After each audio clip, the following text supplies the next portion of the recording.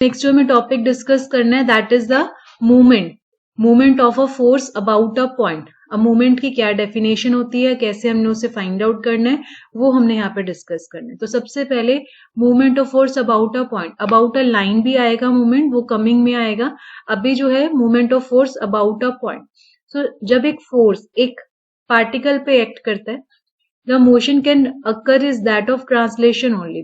देखो अगर पार्टिकल हमारा स्ट्रेट लाइन में मूव करता है तो उस मोशन को हम क्या कहते हैं, ट्रांसलेटरी मोशन बोलते हैं। लेकिन कई बार क्या होता है कि मान लो एक बॉडी पे फोर्स लगा और उसमें रोटेशन हो गई, मतलब मान लो आपने किसी बॉडी पे फोर्स अप्लाई किया और वो बॉडी जो है वो रोटेट हो गई, तो अगर सिर्फ स्ट्रेट लाइन में जा रही है बॉडी तो फिर तो मोशन ऑफ ट्रांसलेशन है।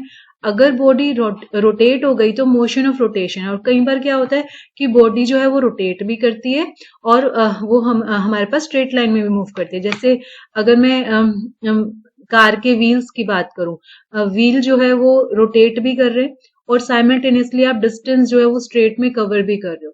तो बेसिकली जब हम फोर्स लगाते हैं किसी पार्टिकल पे तो ये दोनों तरह के फोर्सेस, दोनों तरह के मोशन जो है वो बेसिकली पॉसिबल है, या इनका कॉम्बिनेशन जो है वो भी पॉसिबल है। तो हम यहाँ पे जो डिस्कस करेंगे रोटेशन के कॉरेस्पॉन्डिंग हम वर्क करेंगे। जैसा कि यहाँ पे इन्होंने यहाँ पे बॉडी बनाई है, इसके अंदर हमने एक पॉइंट लिया ओ, रिजिड बॉडी हमने लिए, हमने एक फोर्स अप्लाई किया कैपिटल पी।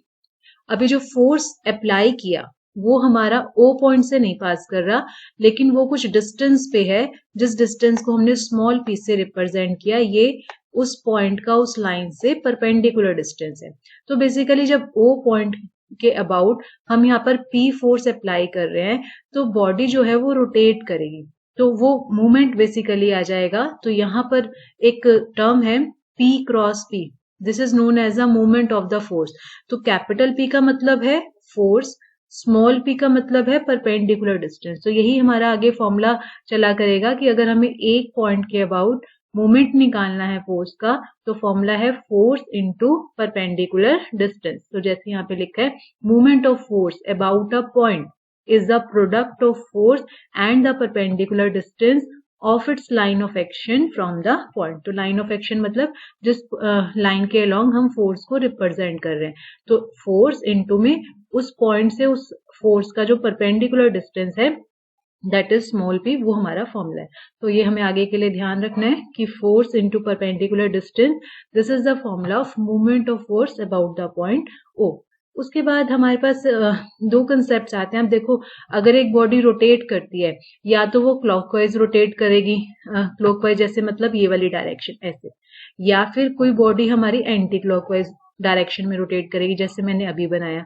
तो हम क्या करेंगे, बाय कन्वेंशन हम सपोज करेंगे जब भी बॉडी जो है एंटी क्लॉकवाइज डायरेक्शन में है तो मैं न्यूमेरिकल्स में पॉजिटिव साइन लूंगी, और अगर हमारे पास क्लॉकवाइज डायरेक्शन है तो उस केस में हम नेगेटिव साइन लेंगे।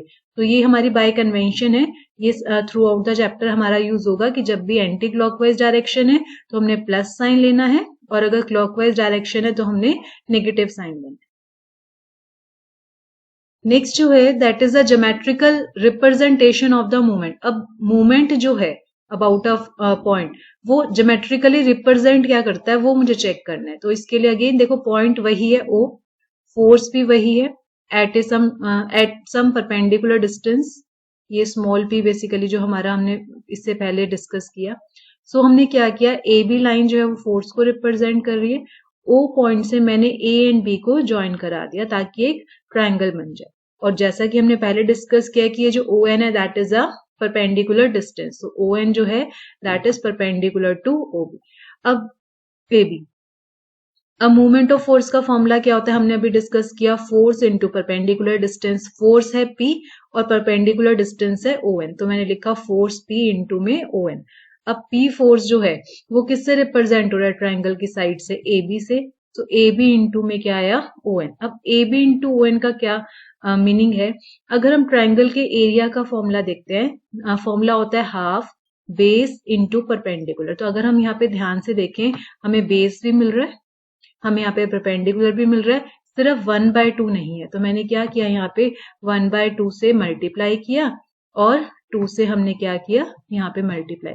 1/2 और 2 से मल्टीप्लाई किया, सो डैट ये जो 1/2 AB क्रॉस ON, ये जो है ये हमारा किसका फॉर्मूला बन जाएगा, एरिया ऑफ द ट्राइंगल का, एंड 2 जो है वो हमारा आउटसाइड आ जाएगा। दैट मीन्स ये जो मूवमेंट ऑफ फोर्स है वो ये ट्राइंगल के ट्वाइस द एरिया को रिप्रेजेंट करता है। सो हम न्यूमेरिकल्स को डिस्कस करते हैं for movement of force about a point. अब अगर हम देखें यहाँ पे फर्स्ट एग्जांपल में क्या गिवन है, forces of magnitude 1 2 3 4 Newton, 4 forces हैं। पहला फोर्स जो है वो ए बी के लॉन्ग एक्ट कर रहा है। तो अगर हम चेक करें, अगेन हमें यहाँ पे डायरेक्शन जरूर मेंशन करनी है। अगर ए बी बोला हुआ है दैट मीन्स ए से लेके बी तक, तो ये एरो जो है वो ए टू बी जाना चाहिए। तो पहला फोर्स हमारा 1 है, 1 न्यूटन का ए बी के लॉन्ग। दूसरा फोर्स है हमारा BC के लॉन्ग, जिसे मैंने 2 से रिप्रेजेंट किया। थर्ड फोर्स है मेरा AD के लॉन्ग, जिसे मैंने 3 से रिप्रेजेंट किया। एंड जो फोर्थ फोर्स है वो हमारा DB के अलॉन्ग है और उसका मैग्नीट्यूड हमें क्वेश्चन में 4 गिवन है। तो एरोज का मैंने ध्यान रखा, जैसे लिखा हुआ है वैसे ही उसी डायरेक्शन में मैंने एरोज लगाए और साथ में उनके मैग्नीट्यूड्स को मार्क किया।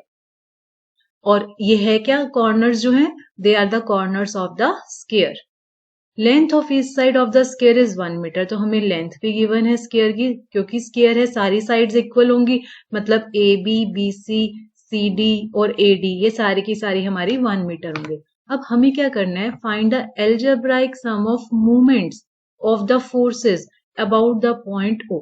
हमें O पॉइंट के अबाउट इन सारे फोर्सेस का क्या लेना है, मूवमेंट लेना है। सो O पॉइंट जो है वो सेंटर है स्क्वायर का, तो यानी डायगोनल्स को मीट जो करेगा पॉइंट वो हमारा O पॉइंट होगा। तो यहाँ पे हमें ये समझना है कि अभी जो हमने ऊपर डेफिनेशन की है हमें उसे यहाँ पे कैसे अप्लाई करना है।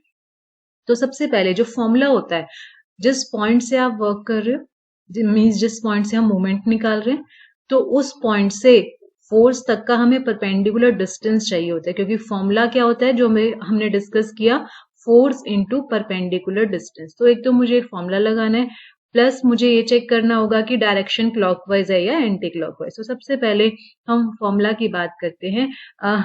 जैसे मान लो ये फर्स्ट फोर्स है, O पॉइंट से इसका डिस्टेंस कितना है, OL। तो मैंने पहले लिखा, फिर हम देखेंगे कि हम डिस्टेंसेस कैसे निकाल सकते हैं। तो फोर्स है 1 न्यूटन का और परपेंडिकुलर डिस्टेंस O पॉइंट से है इसका OL। अगर मैं इसे यहाँ पे मार्क करूं, this is the perpendicular distance for the force 1 Newton. Symbols की अभी मैं बाद में बात करती हूँ। नेक्स्ट सेकेंड फोर्स कौन सा था, 2, और उसके कॉरेस्पॉन्डिंग जो परपेंडिकुलर डिस्टेंस है दैट इज OM। तो 2 इंटू में लिखा OM, देन 3 इंटू में लिखा मैंने ON। अब जब हम ये चीज अब ध्यान से नोट करनी है, ये जो O पॉइंट है और जो फोर्स है, अब जो फोर्स है वो हमारा O पॉइंट से पास कर रहा है। तो अगर मैं आपसे पूछूं कि जो O पॉइंट है, O पॉइंट का DB से कितना डिस्टेंस है, तो वो कितना होगा, 0, बिकॉज जो फोर्स है वो उस पॉइंट से ही पास कर रहा है। तो ये हमें आगे के लिए भी ध्यान रखना है। अगर हम जिस पॉइंट के अबाउट मूवमेंट ले रहे हैं, फोर्स अगर वहीं से पास कर रहा है तो मूवमेंट 0 होगा, बिकॉज डिस्टेंस जो है वो बेसिकली 0 होगा, क्योंकि O पॉइंट फोर्स पे लाई कर रहा है। तो O और DB का जो डिस्टेंस है वो हमारा परपेंडिकुलर डिस्टेंस 0 होगा। अब ये तो मैंने बात करी कि हमने इस तरह से फॉर्मूला लिखना है। अब हमें साथ साथ देखना है कि कहाँ पे प्लस है, कहाँ पर माइनस है। तो हमें उसके लिए हमने जो अभी सीखा है कि अगर एंटी क्लॉकवाइज डायरेक्शन है तो प्लस लेना है। अब मैं इसे थोड़ा सा अलग से बना रही हूँ ताकि आपको क्लियर हो कि ये है हमारा O पॉइंट और ये मैंने लिया फर्स्ट फोर्स जिसका मैग्नीट्यूड है 1 और जो हमारा किससे रिप्रेजेंट हो रहा है, बाय द साइड AB। अब O पॉइंट के अबाउट मुझे क्या करना है, मुझे इस फोर्स का मूवमेंट निकालना है बेसिकली।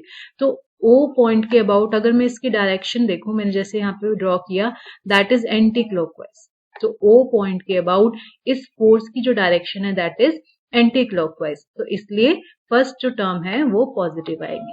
सिमिलरली हम सेकेंड की बात करें, O पॉइंट के अबाउट BC की जो डायरेक्शन है, मैं इसे यहीं पे मार्क कर रही हूँ। अब BC की डायरेक्शन जो रहेगी O पॉइंट के अबाउट, तो वो भी क्या रहेगी, एंटी क्लॉकवाइज, मतलब वो भी क्या आएगा, प्लस। अब हम थर्ड की बात करते हैं। अभी जो AD वाला फोर्स है, O पॉइंट से अगर हम इसकी डायरेक्शन देखना चाहते हैं तो ये इस डायरेक्शन में जा रहा है। दैट मीन्स ये डायरेक्शन हमारी क्लॉकवाइज डायरेक्शन होगी। इसीलिए यहाँ पे क्या आया है minus sign. And fourth force जो है उसकी तो वैसे एंटी क्लॉकवाइज तो बनती है, लेकिन यहाँ पर हमेशा यहाँ पे जीरो है क्योंकि ये फोर्स पॉइंट से पास कर रहे हैं, तो इसलिए लास्ट जो है वो जीरो हो जाएगा। तो दैट मीन्स मुझे सिंबल्स जो है वो मैंने आपको बताया कि कैसे करने।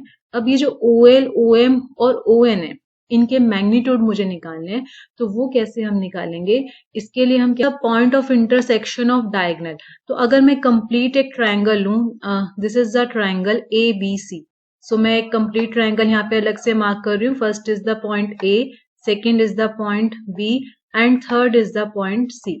तो यहाँ पर जो AB डिस्टेंस है वो मुझे 1 गिवन है, क्योंकि स्क्वायर की साइड जो है वो 1 मीटर है, ये भी 1 गिवन है। तो सबसे पहले मैं पाइथागोरस थ्योरम लगा के हम AC जो है वो बेसिकली फाइंड आउट करेंगे। एंड O जो पॉइंट है, O क्या होगा? O जो है that is the point of intersection of diagonal. तो जो AC हम फाइंड आउट करेंगे पाइथागोरस थ्योरम से, उसका हमें क्या करना है, हाफ करना है, जो कि आफ्टर सॉल्विंग हमारा 1/2 आ जाएगा। तो इससे हमारा ये प्रूव हो जाएगा कि जो OL है, अच्छा ये सारे डिस्टेंस सेम आएंगे बिकॉज OL, ठीक है। तो पहले AC निकलेगा, AC निकलने के बाद हमारा यहाँ पे AO निकलेगा, और उसके बाद हमें जब OL निकालना है तो फिर से हमें पाइथागोरस थ्योरम अप्लाई करनी पड़ेगी। तो ये हमें एक बार कैलकुलेशन करके चेक करना है कि ये OL जो है दैट इज 1/2। तो अगर हम एक OL निकाल लेंगे, लाइकवाइज OM फाइंड आउट हो जाएगा एंड देन ON। तो इस तरह से हमने OL, OM और ON की वैल्यू पुट करी, जो हमारा फाइनल आंसर आएगा 0 आ गया। और यूनिट क्या लेंगे, मैंने बताया मूवमेंट का फॉर्मूला होता है फोर्स इनटू परपेंडिकुलर डिस्टेंस। तो फोर्स का यूनिट होती है न्यूटन और डिस्टेंस की यूनिट होती है मीटर। तो फोर्स इनटू डिस्टेंस मतलब न्यूटन मीटर जो है इसकी यूनिट बन जाएगी।